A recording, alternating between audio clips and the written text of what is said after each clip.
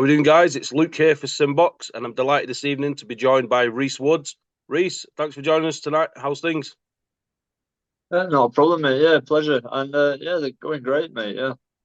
Good man. So, of course, we've got the big fight coming up in March in Blackpool. You're taking on James Moorcroft, which promises to be an all-action fight. Knowing both you guys and watching both you guys, it's sure to be a fan-friendly fight, and I'm sure it's one that you're knuckling down. You're in camp at the minute, and one that you're really excited for. No, absolutely, mate. It's a good. It should be a really good fight, like you say. Um, and looking at it on paper, probably a big underdog, but I feel like we've got the blueprints. We can see little weaknesses, but I feel we're in a good place in camp at the minute. We're in a good place. Good man. So that's definitely a fight we'll get into further down in the interview. But as I say, it's the first time we've had you on the channel. Delighted to have you on. I like to go back to the beginning, Rhys, when it's someone that I've spoke to for the first time. So where did the love of boxing come from for Rhys Woods? Where did the story begin? So I was 18, I believe, at the time. I just went down to the boxing gym. I only went down to try it out, get fit. Um, and the only reason I went down initially was because my mum always said that my granddad boxed.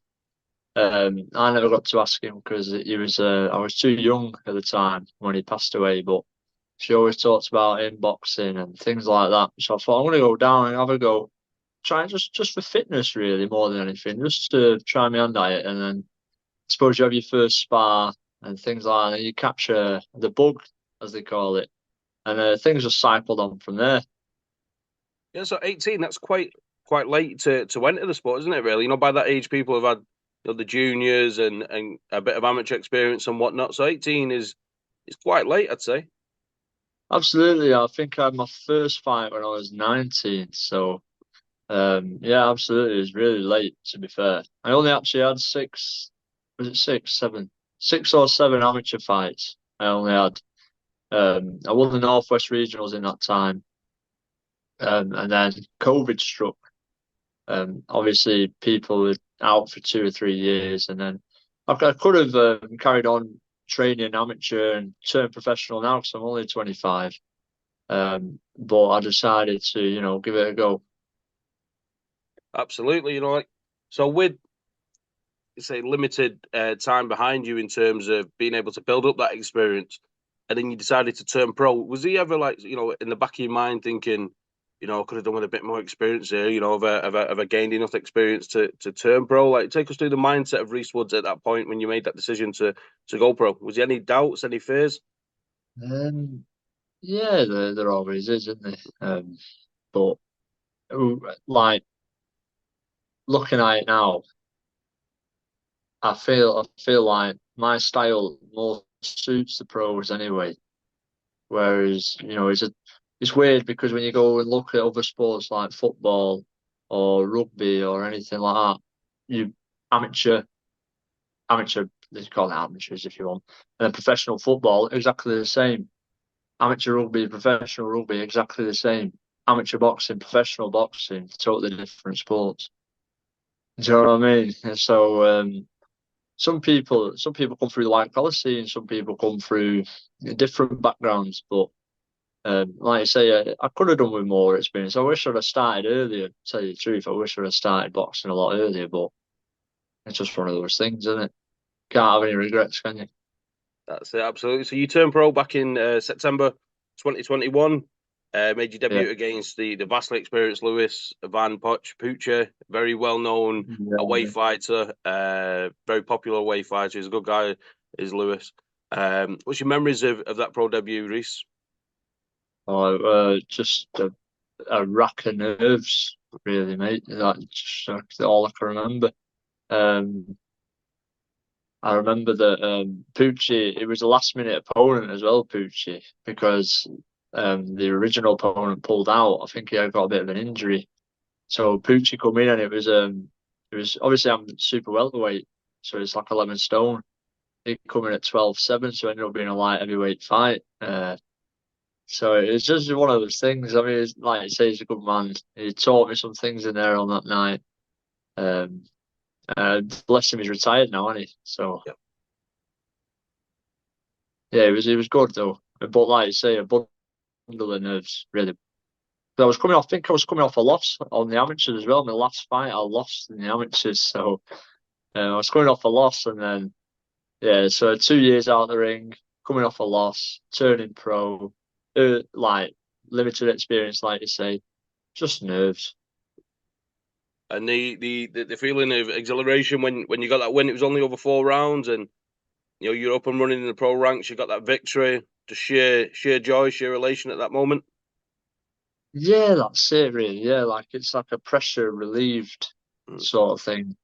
You're off and running, you've got the ball rolling, it's time to crack on then, isn't it? Get back in the gym, have a look, and analyze the fight, have a look, see where you've done well, see where you've gone wrong, and you know, carry on. Yeah, of course. And you built up a record of 4-0. Suffered let's say, if we're being frank, a shock defeat to Serge Ambomo. I think I pronounced his Yeah, name correctly. Yeah, it was yeah, a bit of yeah, yeah. a shock defeat. Take us through your mindset there. It was a fight that you was expected to win, and unfortunately, it didn't go your way. Yeah. How did you deal with that setback, and where was the mindset of Rhys Wood at that point? I put it down to just learning. We always knew there was going to be bumps in the road. You know what I mean? And it was just I actually put it down to circumstance. I know it's you can make excuses, but yeah, we was on a Channel 5 show um, in Bolton. I can't remember who headlined it. I think it was Lyndon Arthur actually. Yeah, Lyndon Arthur headlined it, and we was on a float. So basically, what happens is if you can't get in on the card, they put you on after the main event. So it got to about 9 o'clock. No, yeah, 9 o'clock. They said get your gloves on. You're going on at 9 o'clock. Got us gloves on. Got warmed up, ready. And then they said, "Oh, we've missed the slot." So took the gloves back off, sat back down, and then I think it was about 12:30. Yeah, midnight, about 12:30, something like that. We got in the ring. And it's just a lack of concentration, really. I think second round, when it just chucked to one of those big overhand rights where he throws, and that's it, really. Suppose it's the best way to go out because you don't really feel anything. But yeah, after that, regroup, went back to the gym, carried on learning. Obviously, put it down to experience. We knew that there's going to be bumps in the road, like you say, because of the limited amateur experience. And he's a tough man, is Serge Ambomo, ex-Olympian, isn't he? The only reason he isn't in the home corner is the ticket sales. Yeah, But other than that, he's a real formidable force. absolutely. He's definitely he's no walkover by any stretch of the imagination. But from there, Rhys, you kind of went on a run of almost like the shackles are off. He was going on the traditional route of fighting guys in the away corner, garnering that experience, picking up the rounds, and from that point on, if I'm right in saying, I think you fought everybody with a winning record from then, including a couple of undefeated opponents. You've had a draw and another loss and a couple of wins. But what was the thinking, the plan behind that from there, Rhys? Was it kind of like, we're going all out for it, we're not taking tick over fights or easy fights? You just wanted Yeah, 50-50 well, entertaining fights? you can. There's only so I don't know really. We just got offered this tournament. It was a VIP tournament, um, and it was me, Casey Brown, Owen Kirk got put in it, and um, Johnny Boy Keeley got put in this tournament. And I think it was was it in Wigan? Yeah, it was in Wigan. So we accepted it because we've never said no to a fight. Hmm. So then we fought Casey Brown in the semi-final, then I fought Johnny Boy in the final, and then we realised that was supposed to be over 8 rounds. Then he said, "Well, the Central Area title's vacant, so put it up to Hmm. 10 rounds, and we'll fight for that." Um, and then every fight we've been offered, we've not said no. Like I say, the Owen Kirk fight, the Johnny Boy Keeley fight, then the Owen Kirk fight, we said yes. Then Jake Goodwin on that box off Hmm. tournament, we said yes. And now James Moorcroft, we got offered James Moorcroft, and we just said yes. Absolutely. Yeah, so that was one name that you brought up there was Owen Kirk. And the reason why I found this interesting, Rhys, is when I've watched some of your clips on YouTube, you've done a post-fight interview after the Owen Kirk draw. And I think that's the only Yes. time I've seen you be kind of spiteful or almost outspoken. Like you clearly agreed with that. You thought you'd won that fight. It was a draw over 6 rounds, and again, that's a fight you definitely thought you'd won. Yeah, I think most of the people thought I'd won. I think the only person that didn't, which is the main man, is Darren Sargentson. So you got to accept it. But immediately after, I felt, I thought I'd done enough. I thought I pipped him 4-2. Um, Even his own fans come up to me. I think his sponsor texted me after the fight. Um, One of his sponsors texted me and said, "Oh, I don't know what's going on there. You definitely won that." Blah blah blah blah. So everybody texted me after the fight saying I'd won it. Even his own fans come up to me and said, "I think we've got away with one there." It was just, it's one of them. But I'll leave it up to everyone's opinion. Is that a fight where you've got James Moorcroft now, and he's in your line of view, and that's obviously going to take up all your focus. But is a rematch with Owen Kirk something you'd be interested in the future, or is that put to bed now? It was a little while back, and that's business done, or is that certainly something you'd entertain in the future? I think it's. I don't know if it's business done, but we could do it again. But it's the weight issue really, Hmm. because I think he changed the weight twice. We was going to do it at middleweight. He said he couldn't make middleweight, so we ended up doing it super middleweight, and then he's still coming overweight. So um, it was just one of them things. I'm super welterweight. That's my weight. So if he wants to stay up at that weight, then it's one of them things. And get it on again. But um, we've seen the blueprints for him as well off the back of his last two fights. His body shots, and that's it. So I wish I'd have known that when I was fighting him. Yeah, so like I say, the reason we are here is we've got the fight with James Moorcroft coming up, 9th of March, Winter Gardens in Blackpool. Very entertaining fight. Both guys are all action. Tell us what the fans can expect on the night, Rhys, from your point of view. Yeah, if, like you say, it's going to be a firefight, isn't it? People should expect to be entertained, like you say, and it should be a really good fight. Um, uh, we don't want to give too much away of what we're training on, what we're planning, but yeah, it should be entertaining. Absolutely. Now, with yourself, Rhys, I've noticed that you're inclined to get involved in a tussle if you can. Sometimes you got long arms, you got big levers. You're good at the weight, but you don't always use your natural advantages to your advantage. You're liable to get involved in a scrap, which, from our point of view, is very entertaining. But I'm sure from your team, your trainer, I bet they're pulling the hair out. Well, luckily he's bald, so he hasn't got much hair to That's pull probably the out. reason. But yeah, I get the metaphor. Yeah, you're absolutely right. Absolutely right. And it's one of the things that we've been looking at because, like you say, I'm big for the weight, tall, 6 foot. There's not many 6 foot super welterweights knocking about. So southpaw, you need to use more of my attributes to my advantage. Tall, like you say, southpaw needs to be a bit more slick rather than. But what happens is in everyone's, I suppose, everyone's mindset as a fighter, you get tagged and then you want to get back straight away, bang, right, let's go. But it's one of them. It's a controlled thing, and that comes with experience as well, doesn't it? So I believe we're there now. I believe we've got a good learning fights. We had, like you say, 4 good learning fights, and the rest of the 5 have been tough matchups. They've not been no stepovers. So they've been tough matchups, and I've won. How many have won of them? 3 out of the 5, haven't I? No, two, three. I don't know. Two I don't wins, know, two but losses, and a draw, maybe. Is it? yes, that's Yeah. true. That's true. So It's not been too bad when you look at it like that. Yeah, I believe everybody should get a record of journeyman and yeah, then a record of, you know, not to call them real fights, but we know why the journeymen are there to give you experience and help you along the way to learn. And then after that, you should get a different record of opponents that are coming to win, yeah. isn't it? I feel that's how it should be, but obviously that's not going to do anything. But I think it's a good way of looking at it.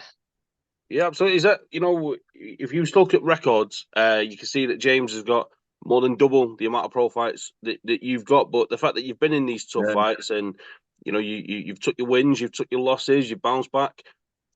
Is that part of your mindset heading into a fight like this? That even though he's got more professional experience, that you've got recent experience of being in these tough matchups. And I know James has himself. To be fair, he's had Nathan Bennett and Ethan James recently. But is it from your point of view? Is that what gives you the confidence, the motivation to go into these kind of fights early in your career because you've been doing it really? yeah, that's it. Like I say, we never said no to a fight, and it gives you confidence. The recent performances gives me confidence because like I say, I believe I won the Owen Kirk fight, and then got my first professional stoppage last time out. And it gives you confidence. So I believe we can go in there and put on a clinical performance against James. He's a real tough man, and he's going to be a tough fight. I've sparred him a fair few times, so I know how he fights. Um, and yeah, it's be a good fight. But I believe, like you say, in the last few fights, he's come Ethan James, Matthew Rennie, to balance come back from two losses. He's moving up to super welterweight from welterweight. He believes that's why he's losing, and it could be the fact, but maybe we're just looking at it. Maybe it's the right time to get him. Absolutely. And I think, from the outside looking in, the only criticism I'd have of this fight, Reese, is that it's over 6 and not 10 rounds. I think this is the kind of fight that would really deserve the 10 round distance. Well, we've gone off what they've asked for really. So I know we're both under VIP, but like you say, with him being more experienced and Mhm. having more, he's been in the limelight more, hasn't he? He's been on bigger shows, so over 6. They've asked for it over 6. They've asked for the weight, what weight it's at. I think it's 11 stones 5 or 11 stones 6 on the day. Mhm. And he's moving up to super welterweight, so he probably just wants to feel like where he is at that weight, see how it feels to be at that weight, and it's one of them things. Yeah, So absolutely. we're gonna. Well, sorry. Yeah, sorry. Yeah. One thing that I did skip over that I wanted to speak about, of course, was the victory over Jake Goodwin. If you like a similar kind of outlook on the way this James Moorcroft fight is, that you're coming in not expected to get beat. You're going to put up a fight, and people know what you bring to the table. But you're the underdog. You said it at the start of the interview, Underdog. and I think Absolutely. the same with the Jake Goodwin fight. And the box off tournament is quite bizarre, quite unique. The whole team concept. Like, how excited was you firstly to be involved with something like you got Ricky Hatton and JK and Tom Skinner and Johnny Nelson, and it was quite bizarre, but it was hugely entertaining. Your fight against Jake was great. There was other great fights on the card, but yeah, really, really interesting. Yeah, it's absolutely phenomenal idea. I thought it was really brilliant. I'm hoping that the final does come off, that we do get the fight. But yeah, the whole setup, the whole media, it was great to be a part of it because it was like a big event, really. It looked like a televised event, Mm, even though it wasn't. It really did. And you had a media day, you had a what do they call it? Press conference, and then obviously the day before weigh in, and then they had all this media as you were walking in, all these screens in the arena, and it was brilliant. It really was. They had smoke when you're coming out, yeah, lights everywhere. It was great. It was great. It was like you were on telly, but obviously not that you wasn't. But yeah. I think what was it on? I Boxing think Social, wasn't it? Boxing Social. Yeah, you're right. Yeah. So it's a good platform still. Gets your name out there, doesn't it?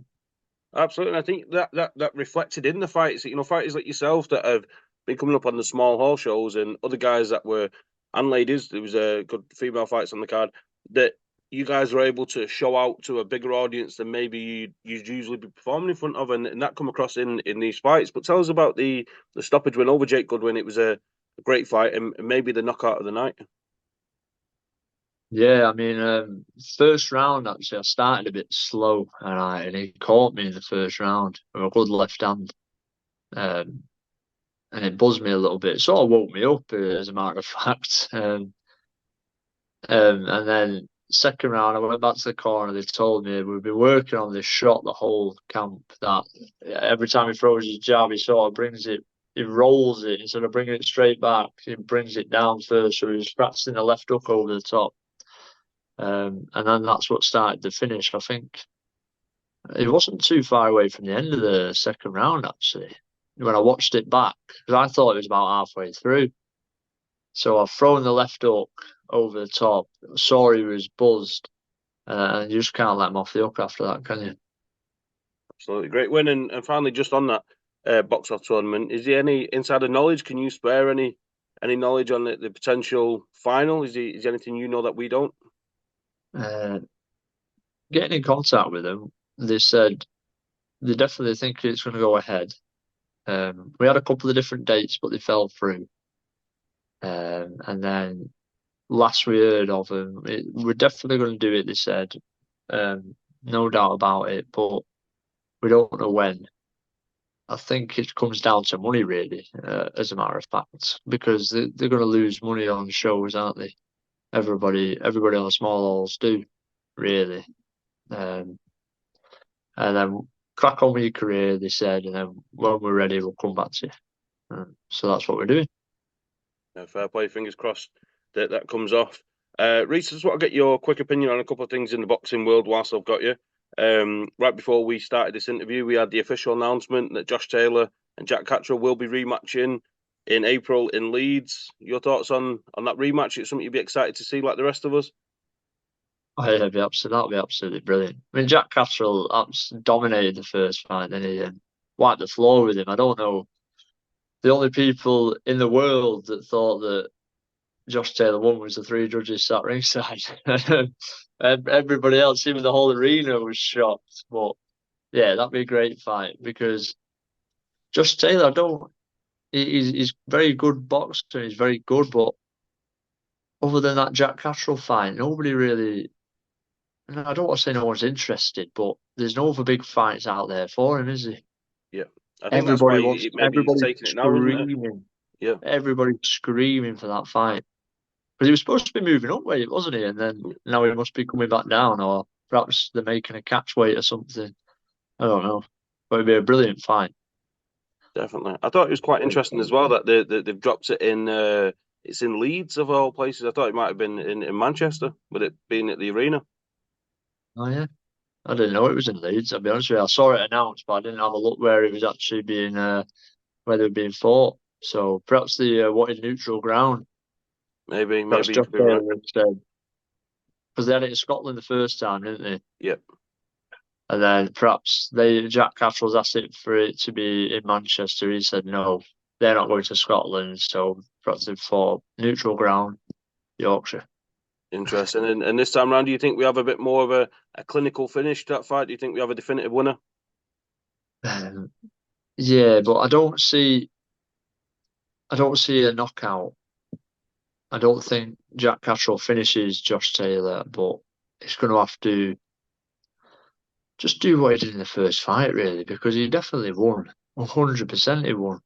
But will that cast a bit of doubt in his mind to think, well, I can't do the same thing? You don't know how the mindsets work, do you? So I think he'll win. I think Jack Catterall wins because Josh Taylor couldn't land a glove on him, could he? Brilliant head movement, brilliant judge of distance.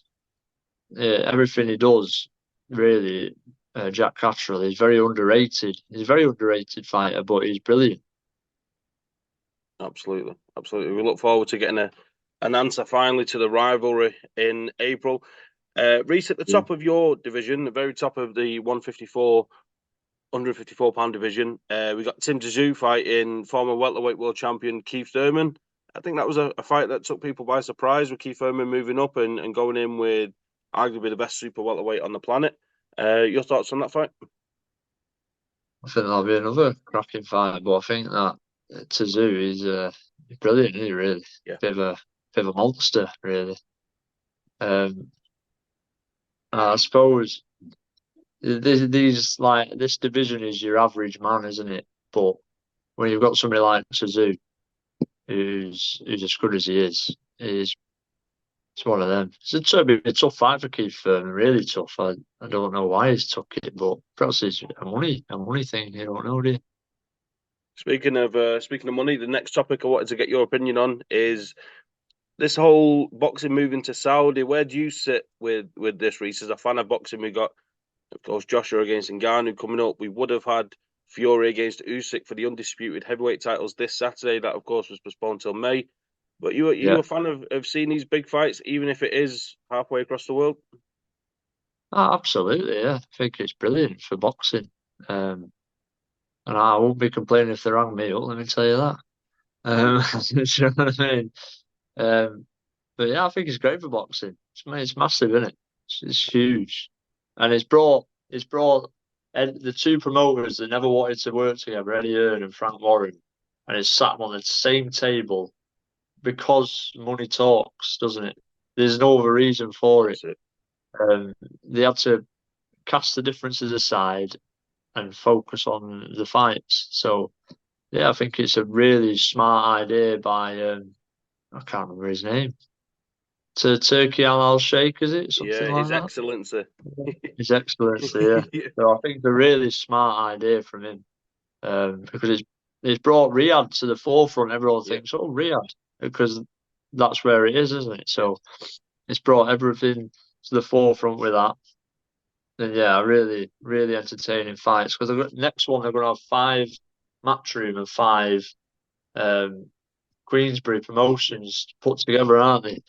So five versus five best. So that'll be another cracking card, won't it? Absolutely. It's almost like fantasy booking, isn't it? You know, when we used to play the old Mhm. Fight Night games on Xbox or PlayStation, and you'd make these dream matches, and this is what His Excellency is doing, and it's great for the sport, isn't it? You know, let's be right, and like you say, maybe it is all boiling down to the money side of things, but as long as we're getting these big fights, I'm sure as fans we're not going to complain, are we? No, absolutely not. I mean, I looked at that one for the end of last year, and that was a monster, that Yeah, card, wasn't it? yeah. It was huge. So I was looking at them all thinking, I wonder how much money you spent there. Just on fighters alone. It was, I mean, you've got Joshua, wasn't it? You had Joshua Parker, Wilder, um, who's that cruiserweight? What's he called him? Jai Opatai, Jayo Pataya. It must Dimitri have chucked Bivol, millions down. yeah, Bivol and Arthur, weren't they? yeah, Dubois and Miller. Absolutely. I mean, Arthur's probably been paid a good £1 million, hasn't he? Oh, Dubois and Miller, yeah, it was another cracking. It's just a monster card, wasn't it? It's huge. I think that the most interesting thing is with it with Turkey Al Sheikh is that he's almost, without having any kind of jurisdiction or authority over anyone, he's almost put himself at the pinnacle of the sport of boxing. One of the things we've always complained about is that in football you have FIFA and they overrule everybody. That in boxing, you know, if something's, look at the Conor Benn situation, for instance, he can go over and fight in America, but he's not able to box in the UK. Whereas Turk Al Sheikh's almost answering to himself, isn't he? You know, the Fury Usyk fight fell through in Feb. Okay, we'll remake it for May, and if one of yous pull out, I'm going to fine you $10 million. Like it's crazy. Yeah, it's amazing. I mean, if you look at any other sport, like say football or anything, you have to have some sort of affiliation, some sort of license to uphold these rules. Yeah, If you come into boxing and you've got a load of dough, you're winning straight away. So if you've got money to chuck at the sport, you're winning. So it's one of the things, isn't it? It's the weirdest sport in the world, this sport. It really is. The toughest, the hardest, and the weirdest because like that that box off tournament. Nobody's ever heard of the guy that was doing that, but he Yeah, had a load of money to chuck away, and he set it up, and people turned up, and people fought. It's one of those weird situations, really, boxing, isn't it? it's a But crazy, yeah, it's crazy sport. brilliant. It's brilliant. Is Rhys, well, I've really enjoyed speaking with you this evening. Before we go, let's give you this opportunity if you want to call out any sponsors, fans, your team, anyone that deserves a shout out. Yeah, I'd like to shout out the team, Ryan, Shinny, Gary, all the team that support me, all the supporters, all the fans that come and watch, my sponsors, Artisan, WM Hawkins, Dash Shop, Be Fit, Massage, everybody that helps me around behind the scenes, because without them, you couldn't do it. You couldn't. So a big shout out. Absolutely, Rhys, very well said. And I wish you the very best of luck for the fight with James Moorcroft. And I'm sure we'll catch up again very, very soon. So, yeah, all the best. And thanks for speaking to Simbox. Absolutely. Thank you, mate. Thank you for your time.